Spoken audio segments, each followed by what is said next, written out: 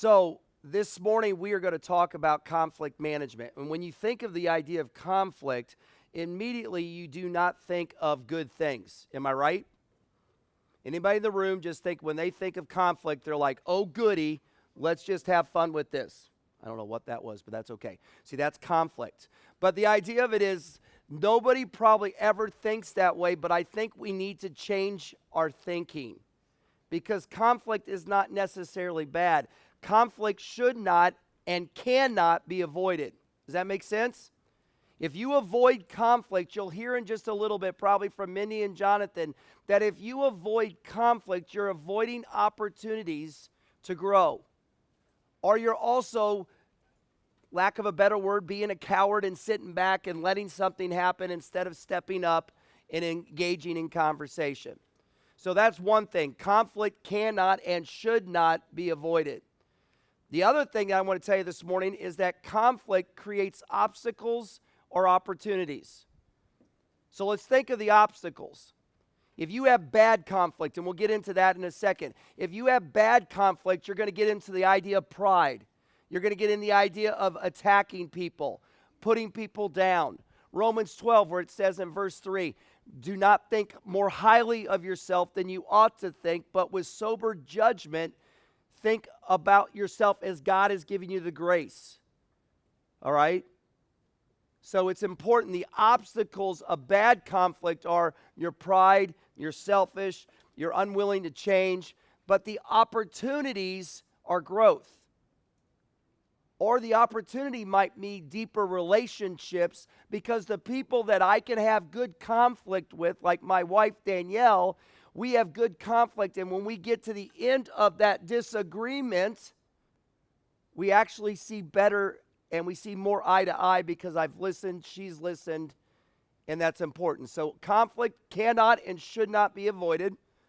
It also creates opportunities and it could create obstacles. So let's define conflict real quick.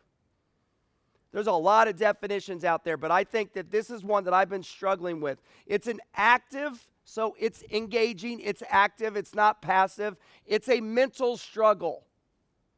It's a mental struggle due to a perceived or actual disagreement. Perceived. That there's a reason why perceived is first. Because most of the disagreements that you have are because you haven't listened. And you are perceiving something that might not be actual. But there are actual disagreements. Finances. You know what program should we try? Should we keep doing this with this technology or change to this? Those are actual disagreements or differences of opinion. My wife, when we counseled through Fit to be Tied, first question she asked a couple is, have you ever had a fight? And if the couple says no, that couple better hold on. Because Danielle's going to say, what, you're not your own person?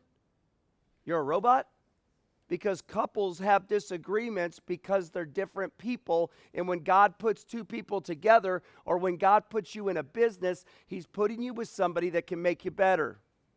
That's the opportunity. So that's conflict. Here's different types of conflict. You've got C conflict. Now we're getting into psychology, which this is stuff that we study in business management. But C conflict is a good conflict. You know, I wish C's would have been good when I was in high school. My dad would have let me have C's. You know, but C conflict is good because it's a conflict of ideas. It's a conflict of, I don't agree with your idea, but let's discuss it. And this is where own it can come in. Open to change and growth. Wrestle with ideas and concepts. Never compromise the important. Involve others in total commitment. So this whole idea of C conflict is good. A conflict, guys, this is the time that I tell you not to get an A. Okay? A conflict is bad because it's about personality or the person. I don't like Abby because of this, so we're going to have conflict because of the personality. That's not true. We're going to have conflict because of the personality. And that's a problem. So if you go back to we'll go to the definition a little bit, but if you look at the outline of how you should handle conflict, in my opinion, it starts with your attitude. Are you humble enough? Then it goes to awareness. Have you taken the time to shut up and listen and learn And then the action steps are going, okay, let's engage in this. So guys, where I mess up is the top one, because I come into a conflict thinking a certain way. Well, Abby and I don't agree, so it's got to be Abby doesn't like me. Don't we jump there? Then automatically we're in a defensive mindset, and now conflict cannot work its way out. So again, this is conflict. It's an active action, mental action of a perceived or actual disagreement or differences of opinion. That's what it is. But instead of just talking about what it is, let's actually have a discussion of what it is. So we have two friends here today. They got up early with us.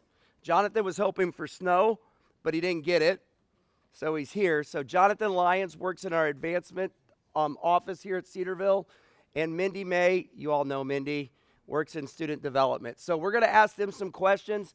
You guys think of some questions, and then that's how we're going to do this, okay? So that's your mic, and that's your mic. Good morning. All right. I don't know that I was hoping for snow, but Yeah, you're from South Carolina, sure, Georgia or something. All right, so we're going to start with Mindy. Okay. What is your take on conflict? I live it every day, which is fun. No, I honestly am one of those people, when Brian asked who kind of like enjoys conflict, I kind of do, to be honest. And so, because I do think that that's where change happens. And I think that conflict is one of those things. We live in a post-Genesis 3 world, okay? Sin entered the world. We're in conflict with God. Sometimes we're in conflict with ourselves. We're in conflict with others. And so it's not how do I avoid conflict. People tend to think that way. It's how do I do conflict well? How to do conflict in a way that is still very God-honoring. And I do think that conflict is what then produces change if we're doing that in a way that is still honoring God. So I think it can be beneficial. And part of my role here is to even think through how do I then come alongside you guys and help you live out the conflict that you're having to experience and do that in a way that's God-honoring. So. Okay. Same question to you. someone once told me conflict breeds intimacy. I tried to find like the root of that, and so I Googled it, and it was just a lot of marriage websites. But I think that's really true. If there's no conflict, probably it's a really shallow friendship, relationship, whatever. And exactly what Mindy said, I think when it comes to the temptation to avoid conflict, if we look at Scripture and the Gospel as a whole piece, creation, things are good, Genesis 3, conflict, conflict, conflict, and then Christ comes and offers reconciliation. So when we have an opportunity to step into conflict and provide reconciliation, we have an opportunity to take on the form of Christ in an earthly sense, you know what I'm saying, and to really work through that. And then the good news is, to finish the gospel narrative, there's coming restoration one day when there's not going to be conflict. So we as Christians get to have that hope that I get to work through the reconciliation that I need to now, because eventually that's going to be taken care of when we're completed in Christ. So I just think we've got to go there and just can't avoid it. So if you want intimacy, if you want a deeper relationship with somebody, find the conflict and then work through it. So, Jonathan, going to you first on this one, where have you seen conflict be bad? And then how did that make you feel? How did you respond to that? Because I think a lot of times all of us are going to go through bad conflict. But where have you seen it? You don't have to use names. You can take those out. But how did it make you feel, and how did you respond? Yeah, I think if somebody walks into conflict and their goal on the other side is to win and to be the victor, that probably is a code red right there. All right, because we're now suddenly very focused on me. I think conflict works best when you say, all right, I'm going to serve the other person. Let's go back to the gospel. I'm going to lay down my life. If two people can come to the table in conflict and say, we're both willing to lay down our lives to be reconciled, then it's going to be great. If that's not the case and you're unequal in that and you're willing to lay down your life and the other person is just going to take, you've got to really be aware of that, because that's going to begin to be very unhealthy and could be systemic over time. What do you think? I think your question was, how does it make you feel if there's bad conflict? One of the things is our natural tendency is to feel defensive. Okay, and the minute someone comes at us with a conflict situation, and you mentioned this during your opening piece, is that we have a tendency to start making up our defense argument before the person has even finished talking. Okay, so one of the things is to always be a listener first. Okay, so because you're going to feel defended, like wanting to build your argument back, and that's not the aim. Okay, so even just keeping in mind, just a couple of principles. Like one is to make sure that both parties or all parties involved know what the actual conflict is. Okay, sometimes that's an unknown, right? Sometimes there's a passive aggressiveness that comes in, okay, and this like pressure cooker is building up in people, right? That's unhealthy conflict, okay? And so that's when you feel like, okay, I've got to walk on eggshells in this situation. I've got to figure out how to navigate when you really could just have a conversation. So if you feel that passive aggressiveness starting to build up, it's because it's not being addressed. So one is making sure everybody knows what the conflict is, and that both parties are seeking understanding first and foremost. Again, when you're trying to, build your defense argument first and foremost because you want to like stand up for yourself and like, well, this is why I did it and this is what I'm trying to say, you're not listening to what the real concern is. So slow the conversation down to a point of, okay, let's make sure we understand each other first. Okay, before we get into reconciling the issue, let's understand what the issue is, but also let's understand where each other's coming from. So I always encourage people, take time to even paraphrase what the other person's saying. Let me make sure I've got this. Let me make sure I understand. You said this. Did I get that right? And then you never want to enter a conflict resolution conversation until you're actually ready to have resolution. Okay? A lot of us kind of go into conflict just wanting to state what we feel like is important. You know, we want to kind of like get our beef out there with people, but just making sure that I'm entering this conversation because I'm now ready, prepared emotionally, spiritually, and cognitively to know like actually what you want to say, to again seek that reconciliation piece. There's always a goal to conflict. It's not just airing it out to everyone. It's okay, let's figure out what the issue is, let's understand where each other's coming from, and let's come to a middle ground, because bad conflict is going to be a situation where again you're not articulating well, you're in it to win it, and that's just really unhealthy. So there's typically, I'm going to ramble for a second, kind of like 5 conflict styles just to be aware of. One is avoiding. How many of you would say I'm kind of an avoider? I don't like conflict, kind of avoid.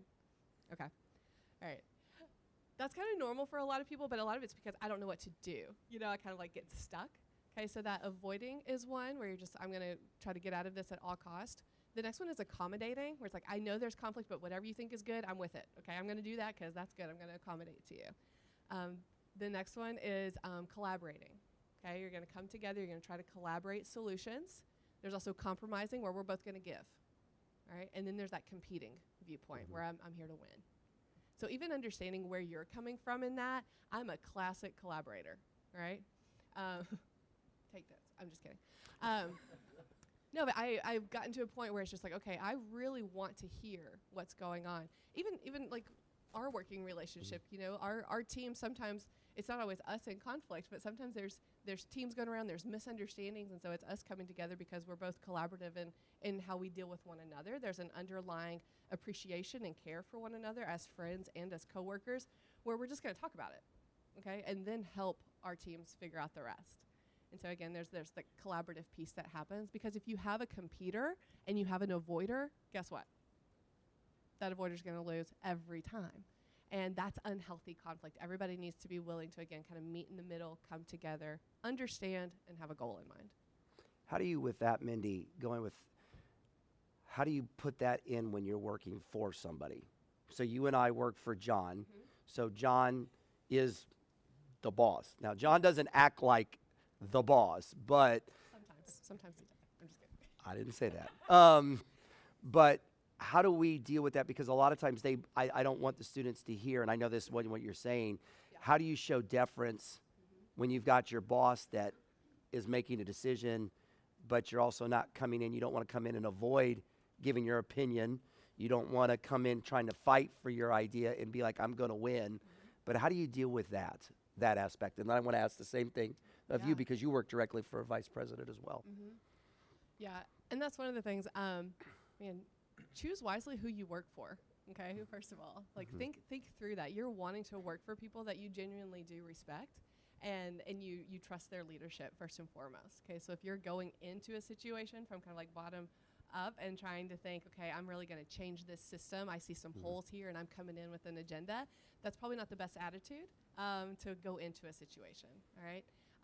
But again, you're coming alongside leadership that you truly do respect. So that's one of the things I really appreciate about John. One dynamic about even my relationship with John that you guys may not know is that we worked together as peers for years before there was this boss differential. And so that was a real transition point for me, where John and I had been friends and peers for a long time. with him and his family and us working together as peers before kind of the boss situation came in. So it was like, woo, how do I now transition to you're now my boss? And so one of the things, again, with John, he's always welcomed input. Again, having a boss that does welcome your input is really important, and one that's willing to receive it. But also you as a subordinate, which is not a bad word, okay, but someone who is working for someone, knowing what your leadership expects, but then also very respectfully bringing your ideas. One is to think through what you want to say and what you want to communicate. It is not appropriate to go into your boss's office and just say, this is what I think about this, okay? Set up a time to speak, okay, to really work through, write out what your concerns are, and really pray through that and think through that, okay? One of the things that I do with John a lot is I will email him kind of like a narrative a little bit of, because I need to get my thoughts on paper because I go kind of fast, and so I'm like, I don't want to lose these thoughts. Like, I'm going to put it here and just kind of like for later discussion, okay? And then it's just like bullet points of this, and then that gives him a chance to prepare, to think through it. You never want to take somebody off guard. So if there's something where things are going on, there's a little bit of conflict, you want to articulate that well, be respectful. They are the boss. At the end of the day, like, this is my piece, this is what I think, but it's your decision. You know, there was a situation even in our last directors meeting where we kind of came to a vote. John was like, raise your hand if you want this, and everybody raised their hand. Raise your hand if you don't want this, and Mindy was the only one raising their hand. But then it's just, I articulated why and was like, but if that's what you go with, I'm on board. And you just kind of leave it at that. So respectfully stating your opinions, but giving people time to really process through what you're thinking. I think what Mindy said is really important, because John, I've had to change my way of approach. I'll send him stuff too. He likes to read. He likes facts. Mindy and I like facts too, but we don't have to send the emails. Like, if there was a conflict that we needed to work through, we could just sit down, talk, and we're good with that because we actually respond better to that. Like, Mindy sends me an email. I'm like, let's just talk right now. Let's be done. So you got to know the people that you have conflict with. Don't just assume that everybody's going to want to operate like you, because they don't. You know, I have a boss that's drastically different than me, and I've got to show deference to him because I'm that guy that just walks in the office. And I've had to learn, okay, I need to set up a meeting. I need to send him an email.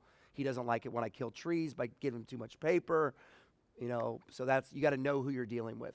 Same thing for you. And then I have one more question, and then we'll open it up to questions. So, yeah, we kind of operate in the advancement division on this principle of commitment is better than consensus. And so Dr. Melson really would say, hey, Jonathan, in the proper times, you are free to share your opinion totally openly. And then at the end of the day, anybody in our team can really speak into the process. When a decision's made, your job is to commit, period. And so I think that's just a really good principle in general for life, especially when you're dealing with your boss. We also, Mindy, you said something that I'm trying to remember that I thought was really good. Just the sense of really knowing who you're working for. I mean, that's key, especially as you're getting ready to interview. The goal past Cedarville is to get a job. Everybody here is going to have a boss someday. Really thinking through that and talking to career services and other people, that's crucial to know who you're working for. And then just in general, to know everybody around you as well as you can, to know and anticipate where the trouble spots might be. There are things that may cause conflict between you and one friend that would never cause conflict between you and another friend, because everybody's different. There's things that I know Dr. Melson will take differently than other things. And so being able to anticipate, hey, this might be a source of conflict. Let me over-prepare in this. Ben Franklin would say, an ounce of prevention is worth a pound of cure. If I can look ahead and say, all right, let me just get into here. I think this is going to be conflict. Let me over-prepare and see if we can minimize it. You never know what minor conflict might have been a major conflict if you had not prepared. So, I would say, too, really quick on that, knowing, and again, that trusting your leadership piece is really important, just because you also have to know that sometimes they know more than you do. Okay, so it's okay to bring your concerns. I'll just kind of speak to my team directly. Anyone on my team is welcome to bring a concern to me. Okay, but if they're pushing for something, there comes a point when I just have to say, I need you to trust that I know more about the situation than you do right now. You see this one piece, and I'm looking at the 6 different other pieces that are going on, and I'm happy to tell them that, okay? It's not, oh, you don't know what you're talking about, okay? It's like, okay, I understand you're seeing this one piece, and I want to hear from you in that, okay? But also know that I've got to make a decision with this piece plus all the other ones that are involved in the situation that you don't personally see. Okay, so just again, knowing and trusting your leadership to know that they're going to be trying to work for the best interest. Hopefully that's who you're working for. Right. So always knowing that you can bring those things, but also always having that humility piece of, I may not know everything that they know. I may be short-sighted in this. Right. And that's okay. I think that's good general conflict management. Just assume I don't know everything until you know that you know Don't. everything. Yeah. Or I was going to say until you know that you really will never know everything. You'll never know everything. Yeah. The other thing I would challenge you on as well is I asked the question about the boss, but whenever you have the opportunity to lead others, or even when because leadership's not a position, it's influence, you need to know the people around you. Mm-hmm. You're going to have people around you that you get into conflict situations and it's almost like their walls go up. So how do you approach them? You're going to get in conflict situations where people are like wanting to gossip. And it's like, hey, did you hear what happened over here? And that's my last question, so you guys can start thinking about that. How does gossip really tear down, everything that we're trying to do? Because I believe that in conflict, I need to know, hey, how's Sarah going to respond to this? Because Sarah's going to be different than Tyler, even though they're working on the same project and in the same group. But I treat Sarah different than Tyler. Adam and Caleb are going to be different. They respond to things differently. Kimmy and Gwendolyn and Graham, they're different. It's okay to be different, but you got to know people. And I think that's where in Romans 12 it says, outdo one another in showing honor. And how you outdo somebody in showing honor is getting to know them. So the question about gossip, how can it really affect good conflict? How does gossip just mess up this whole thing? Gossip messes up everything. One thing is just like knowing the people, just kind of piggyback off of that really quick. I think we see that example in Jesus too. Okay, you look at all the conflictual things that Jesus encountered. He handled that in wisdom depending on the situation. Okay, how many times do we hear Jesus say, "You've heard it said. You've heard it said." Okay, he was joining on the points of agreement. Okay, he was saying, "You know that this was said, and here's the extra that I have to give you." Mm-hmm. In the case of the adulterous woman, he drew a line in the sand. Again, so sometimes it was very verbal and very like direct, and then sometimes it's like, okay, a little more indirect because he knew the crowd, right? He knew who he was interacting with. So there's wisdom in that and following Jesus' model there. Gossip in general is just, it's toxic. I would encourage you that if there is a problem that needs to be addressed, it's on all of us as individuals to stop the gossip again and to just go directly to where the problem can be solved. The conversations in between, it's going to create dissension, especially when you're within like leadership structures, because the tendency is not that everybody's going to their boss and gossiping necessarily. It's that everyone's talking amongst each other, which is creating a disrespectful environment and a toxic environment for anything to be done, because that you're just planting seeds of distrust amongst the team as a whole. And that's really, really challenging. So just know that if gossip is happening, just like kill that as a believer first and foremost, gather the facts of what's important and pertinent, and then take that to the place where things can actually change and solutions can be focused in on. So, Yeah, I mean, I think gossip is a real distraction from the conflict you want to resolve, because it's a new conflict. So you've got this conflict between you and a brother and sister, and then you start to gossip. Well, now because it's a sin, you've got conflict between you and God. So you've got to fix that first before you can do this. And you wanted this conflict resolved, but now you've got to go to that person and say, hey, actually, I gossiped about you. That's the biblical model, that you'd have to repent to them. And then here we are 5 conversations later. You may have never even gotten to the original conflict. So I just think it's very unwise, very easy to fall into, because that is the avoidance art. I feel the tension that comes with conflict. I'm scared that to go and talk to that person would cause more tension. And so I'm going to try to diffuse it elsewhere. It's very easy to fall into. But ultimately, if you really do want resolution, which is a great full circle back to what Mindy started with, don't come to the table unless you're ready for resolution. And if you're gossiping about it, I just assume we're not ready for resolution. Yeah. And when you're gossiping, you're bringing other people in that don't have any place in it. And that's the issue. Now you're, as Jonathan said, now you have a problem with God, first of all, and now you still have your problem with the person you had the conflict with. But now if you're really going to do it right, you got to go back to the person you were gossiping with and apologize, and then you've got to help them. Hopefully their mind has not been skewed towards this person over here who they didn't have any business with. So conflict, as I think the key thing to understand with conflict, and we want to open up to you guys now, is that it cannot be avoided. It should not be avoided. If you do that, you're the ostrich with your head in the sand. And you're missing the world. Okay, you just are. You're missing everything around you. You're missing opportunities to put the beauty of Christ on display. But we need to manage conflict. And it's difficult. It's really, really hard to do. And there's times you just have to walk away. Sometimes you have to get away from the situation before you can come back to the situation. I've learned that. My first year of marriage was not that way. We got to talk. We got to talk. We got to talk. Sometimes it's better for me to take a couple of minutes. Because some of the things that are coming out of my mouth when it's like, we got to talk, we got to talk, we got to talk, you can't always bring those back and shove them back in.